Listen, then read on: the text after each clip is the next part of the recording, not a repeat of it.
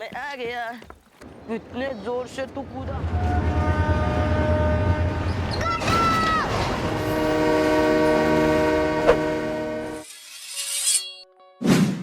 Gimana kabar kalian semua hari ini? Semoga kalian baik-baik saja, selalu diberikan kesehatan, lancar rezeki, dan dimudahkan segala urusan. Alur film kisah nyata kali ini bercerita tentang perjalanan seorang anak bernama Saru yang terpisah dari keluarganya di India dan berjuang menemukan kembali asal-usulnya setelah berpisah puluhan tahun lamanya. Film ini berjudul Lion yang dirilis pada tahun 2016. Untuk itu guys, siapkan handsetnya, jauhi keramaian, jangan lupa siapkan secangkir kopi dan berikut alur cerita selengkapnya.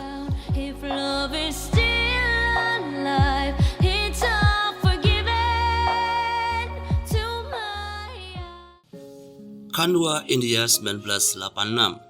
Di sebuah desa kecil bernama Khandwa, tempat matahari seolah terbit dengan cemas dan tenggelam dalam kelelahan, seorang bocah kecil berlari di antara rel kereta api yang panas.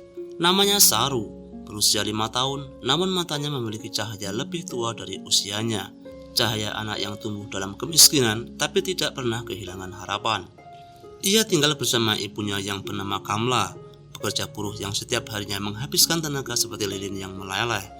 Kemudian kakaknya bernama Gudu, menjadi sosok pahlawan kecil dalam hidupnya, dan adik perempuannya yang bernama Sekila. इतने जोर से तू Kisah berawal dari Saru dan Gudu yang saat itu mencuri beberapa batu bara dari sebuah kereta. Di saat mereka berhasil mencuri beberapa batu bara, mereka kemudian menjualnya dan hasilnya mereka belikan susu. Namun di saat mereka membeli susu, Saru melihat cemilan yang bernama selebi. Saru pun menginginkannya, dan karena Gudu tahu dan tidak memiliki cukup uang, ia hanya bisa menghibur adiknya dengan mengatakan kalau suatu saat ia akan membelikannya, bahkan semuanya. Alhasil, ternyata hal itu membuat Saru senang, walaupun sebenarnya hati Gudu merasa perih karena tidak mampu membelikan selebi yang tidak seberapa harganya. Dan setelah urusannya selesai di pasar, akhirnya mereka pun pulang ke rumah.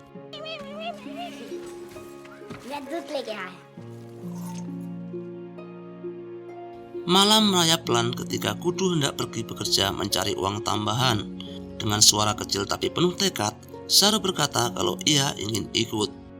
Gudu hanya tersenyum sambil berkata kalau Saru masih kecil dan belum mampu untuk menjadi seorang kuli panggul.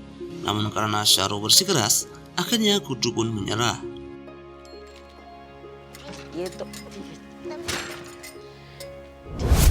Dengan tangan kecil, Saru tergenggam di tangannya.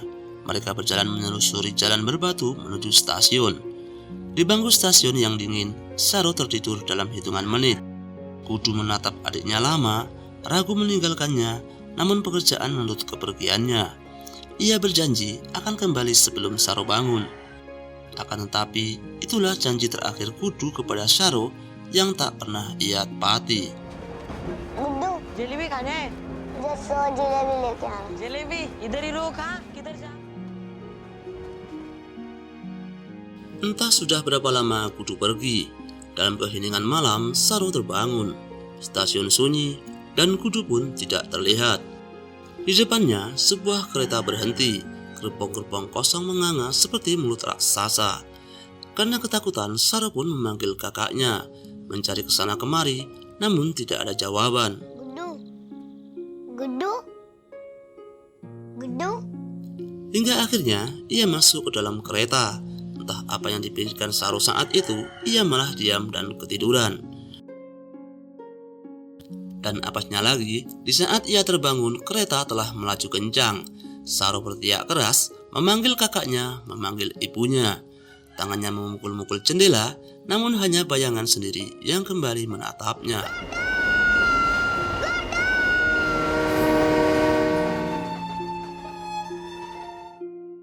Kereta itu membawa Saru 1600 km dari rumahnya, menghapus jejaknya dari peta kecil Khandwa. Tibalah kereta tersebut di sebuah kota yang bernama Kalkota. Kalkota menyambut Saru dengan kebisingan yang kacau, kerumunan, teriakan, bau jalanan, suara klakson yang tak pernah berhenti. Kota itu terasa seperti dunia lain, gelap, asing, dan penuh bahaya. Saro berjalan sendiri di antara ribuan orang yang bahkan tidak pernah menoleh kepadanya. Ia mencoba berbicara, namun bahasanya berbeda, kata-katanya tidak dipahami oleh siapapun. Ia terus mengatakan Ginestalai kepada semua orang, karena dalam ingatannya, Ginestalai adalah tempat tinggalnya dan ingin pulang. Ganestali, Ganestali, Ganestali. Ia menghabiskan malam di bawah langit kota, tidur di bawah jembatan, takut pada setiap bayangan yang bergerak.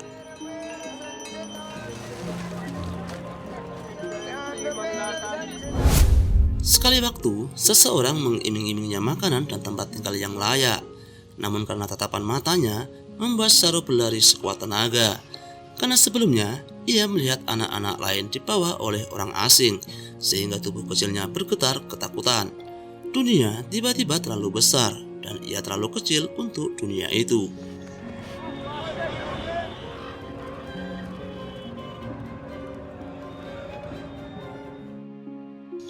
Dua bulan telah berlalu, Saro menjalani hidupnya dengan memulung dan berjalan tanpa arah. Hingga suatu ketika, ia kelelahan dan duduk di bawah jembatan. Kemudian, melihat seorang pemuda sedang menyantap makanan di sebuah restoran di seberang jalan. Dengan berbekal sendok yang ia dapatkan saat memulung, ia menirukan gerakan pemuda yang sedang makan itu. Tanpa diduga, pemuda tersebut ternyata melihatnya dan mengetahui kalau Saro sedang kelaparan. Karena tak tega, si pemuda itu kemudian memberi makan Saro seadanya, yang kemudian mengantarkannya ke kantor polisi. Di sana, Saro ditanya tempat tinggalnya, namun yang Saro ketahui tempat tinggalnya hanyalah Ginestalai. Tentu saja Pak Polisi bingung dan juga tak tahu di mana itu Ginestalai. Bahkan saat Saro ditanya nama ibunya, Saro hanya menjawab Umi atau ibu saja, bukan jawaban namanya. Setelah beres mengambil data, Pak Polisi kemudian mengirim Saro ke Mati Asuhan. Tempat itu lebih aman daripada jalanan. Namun, tetap bukan rumah yang ia rindukan, tapi setidaknya memberinya tempat untuk bernafas. Anak lain memandangnya seperti ia adalah potongan masa lalu mereka sendiri, hilang, kehilangan, dan tak tahu kemana harus pulang. Saat ditanya dari mana Saro berasal, Saro hanya bisa menyebut Ginestalai. Pencarian pun berujung buntu, yang akhirnya Panti Asuhan memutuskan Saro layak untuk diadopsi. Karena saat ini ada sebuah keluarga di Australia yang ingin mengadopsinya. Ia adalah pasangan John dan Sue. Dari sinilah awal kehidupan kedua untuk Saro. सब जगह ढूंढा, आपने सच्ची में अम्मी का ढूंढा? Singkat cerita, kita beralih ke Australia, tepatnya di Tasmania pada tahun 1987. Tasmania menyambut Saro seperti hangatnya matahari setelah musim hujan. Sue dan John adalah pasangan yang lembut dan penuh kasih serta memeluknya tanpa syarat. Rumah mereka penuh warna hangat, ada makanan di meja, ada tempat tidur lembut, dan ada cinta tanpa batas. Namun luka lama Saro, meski tertutup, tidak pernah benar-benar sembuh. Ketika keluarga John mengadopsi anak lain bernama Mantos yang mengalami trauma lebih dalam, Saro belajar bahwa kasih sayang juga punya sisinya yang gelap, yaitu ketidakpastian, kecemasan, dan rasa bersalah. Namun, ia tumbuh, ia belajar, ia mencintai orang tua angkatnya sepenuh hati. Tetapi dalam dadanya dapat bisikan halus, "Ibu, kudu, di mana kalian?"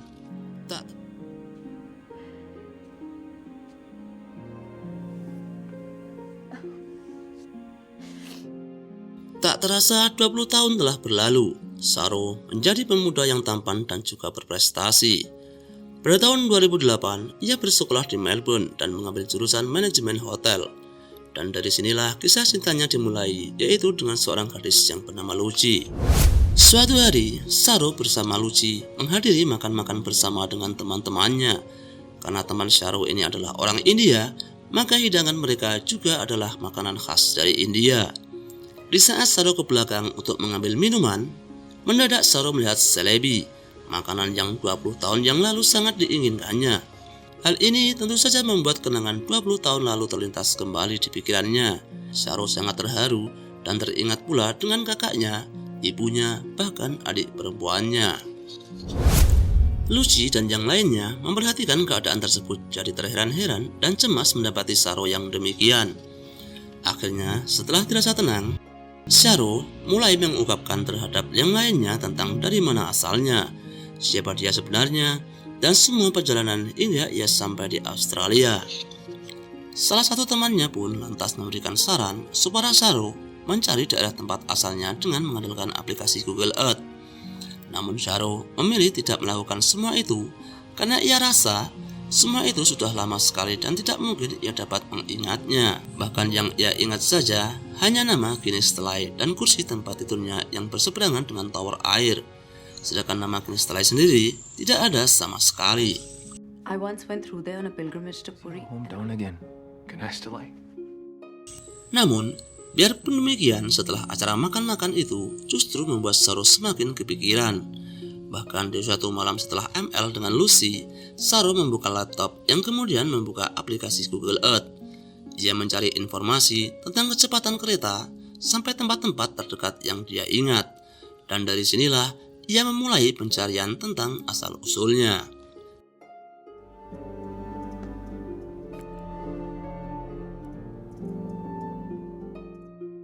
Tasmania 2 tahun kemudian, tepatnya di tahun 2010.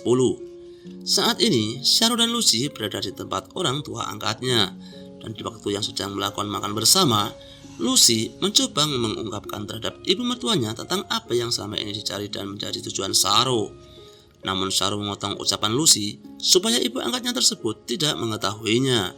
Alasannya cukup sederhana guys, karena kemungkinannya jika Sharo jujur, maka secara tidak langsung akan menyakiti hati ibu angkatnya itu.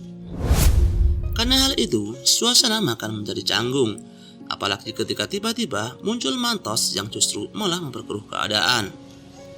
Sedikit pertengkaran pun terjadi, karena pada dasarnya Sharo memang tidak menyukai Mantos, karena sering membuat ibu angkatnya sedih. Why are you here? Hey, now, Saru. Sharo nampak semakin sibuk dengan apa yang menjadi keinginannya dan juga menjadi tujuannya. Ia pun sampai-sampai membuat peta jalur pencarian di tembok kamarnya, menghitung dan menandai semua kemungkinan jalur kereta yang saat itu ia naiki. Sampai-sampai ia mencari seluruh stasiun kereta lewat Google Earth. Dan hal itu pula secara tidak langsung membuat Lucy bertambah jengkel karena Sharo tidak jujur tentang apa yang terjadi sebenarnya. Hubungan mereka semakin tidak harmonis dan Lucy pun meninggalkannya. Sharo semakin terobsesi, ia menarik diri dari teman-temannya, bahkan menyembunyikannya semua ini dari Shu dan John karena ia takut melukai hati mereka.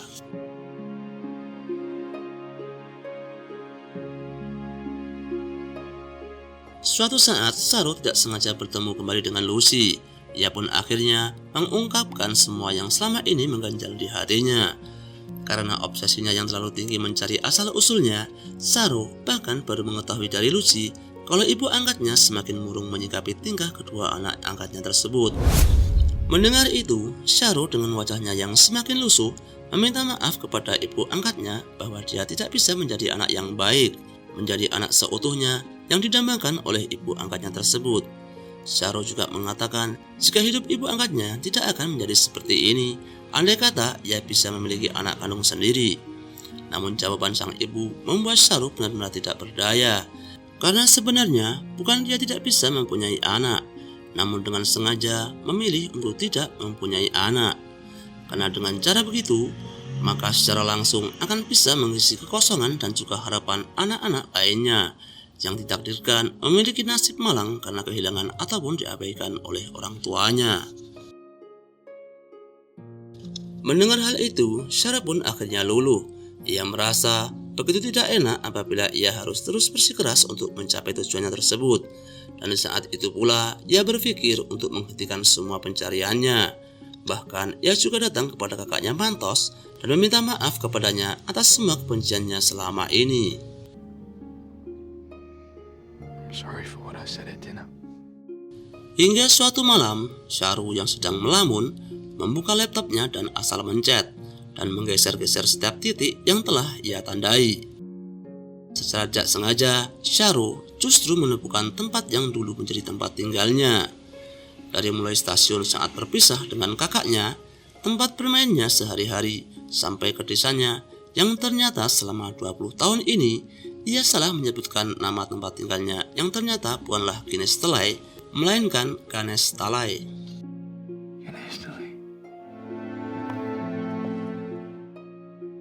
Kabar bahagia tersebut kemudian ia sampaikan kepada Lucy yang juga nampak terharu dan sangat bahagia mendapat kabar yang demikian.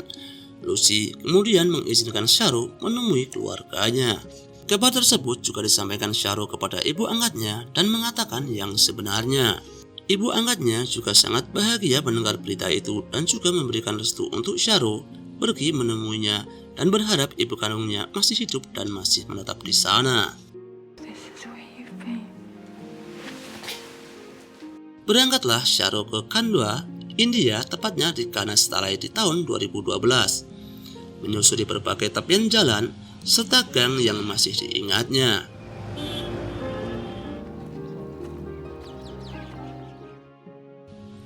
Akhirnya sampailah Sharu di rumah yang menjadi tempat tinggalnya saat 20 tahun yang lalu.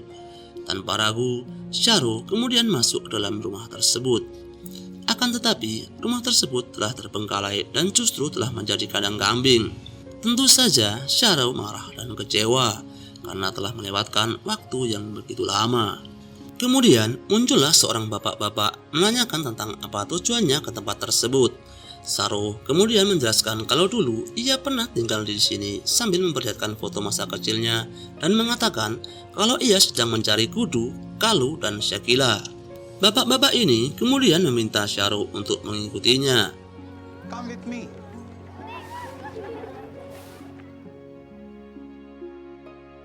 Dari kejauhan, terlihat seorang wanita yang sangat tua.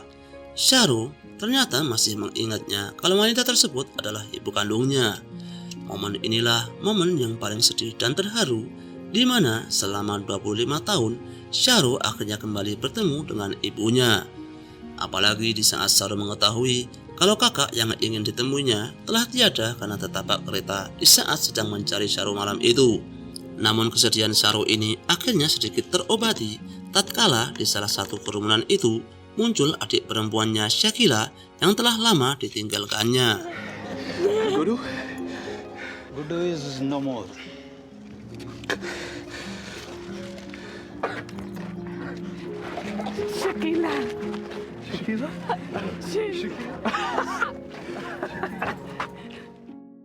Di hari yang sama, tepatnya 25 tahun lalu, Sharu tersesat dan setelah melakukan perjuangan panjang, akhirnya berhasil menemukan ibu serta keluarganya berkat bantuan dari Google Earth. Sharu juga mengatakan kepada orang tua angkatnya bahwa walaupun diyakini ia telah bertemu kembali dengan orang tua aslinya, ikatan yang telah terjadi antara mereka akan tetap sama dan semua ini tidak akan pernah bisa merubah apapun. Sharu juga menyadari kalau ia juga salah dalam mengeja namanya sendiri. Namanya bukanlah Sharu, melainkan Sheru yang mempunyai arti lion atau singa. Dan film pun selesai.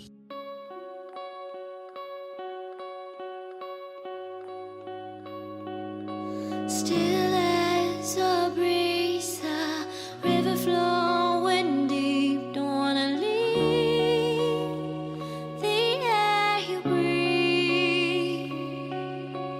Living mirrors dreams when I think of you and me. Don't wanna leave the world you see.